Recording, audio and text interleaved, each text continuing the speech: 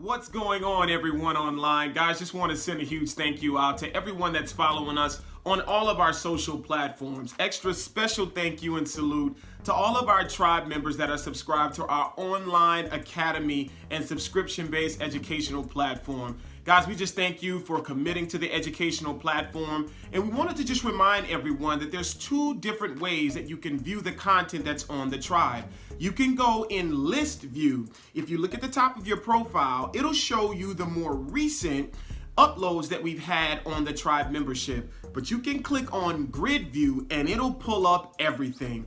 All of the podcasts, all of the interviews, all of the tutorials, all of the business videos, all of the salon management videos that we have uploaded over the last 2.5 years. So guys, be sure to view it both ways. View it as a list view if you want to see the more recent videos because you're all caught up. But if you've just joined the platform, if you want to be able to see everything that we've uploaded since the very beginning in 2016, guys, click on the grid view and just pull things up and just go around and look and just binge watch on whatever you would want to watch for today. Guys, even another way to view it is to click on the search key and literally just type in a topic that you want to enjoy.